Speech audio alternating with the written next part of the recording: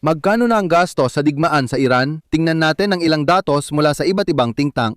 Gumagastos ang Estados Unidos ng halos $1.5 bilyon kada araw o $17,000 kada segundo para suportahan ang labang ito. Ang approval rating ng mga Amerikano para sa digmaan ay 1/4, kahit karamihan ng taga-suporta ni Trump ay pabor pa rin, maliban sa ilang eksepsyon. Ang malaking bawas sa export ng langis sa kipot ng Hormuz ay nagdulot ng pinakamataas na presyo ng langis sa 4 na taon. Kasama ang record na paggamit ng oil reserves nitong 50 taon, umaabot sa 20 milyong bariles kada araw ang dumadaan dito, katumbas ng 30% ng supply sa mundo. Dagdag pa rito ang 270 milyong metro kubiko ng gas na likido. Ang mga naapektuhan ay isang mahabang hanay ng mga sektor ng industriya. Dahil pamunahing gasolina ng ekonomiya ang langis, ginagamit ito hindi lang bilang enerhiya, kundi pati sa paggawa ng materyales, elektronikong bahagi at gamot.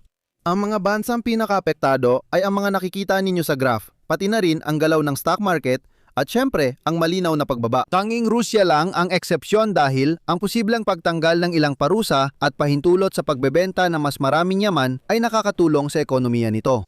Sa mga bansa sa Golpo, may problema din sa pagkain at paggamit ng tubig. Ang disyertong lugar ay umaasa sa pagkain mula sa daungan at desalinisasyon ng tubig para matiyak ang sapat na supply ng tubig. Ang kasalukuyang labanan ay nakakasira sa mga supply at ang mga pag-atake ay tumama rin sa mga pasilidad ng desalinisasyon ng tubig. Bukod pa rito, ang mga bansa sa Golpo ay naglalaan ng malaking dami ng pataba na mahalaga sa pandigdigang agrikultura. Sa huli, maaring mabigat at pangmatagalan ang epekto nito sa turismo at pananalapi ng mga bansa sa Golpo. Ang kaunting biyahe sa himpapawid sa mga bansang ito ay dulot ng krisis. Ngunit ang mga lungsod gaya ng Dubai, Abu Dhabi at Doha ay kilala bilang mga sentrong pinansyal kung saan inilipat ang pamumuhunan at tirahan para sa buwis, kadalasan din upang ilaba ang kita mula sa pandaigdigang underground economy. Kapag nagpatuloy ang digmaan, magkakaroon ng krisis ang modelong ito at lilipat ang daloy ng pera. Kayo, anong palagay ninyo? Tulad dati, may dagdag na impormasyon sa komento o deskripsyon.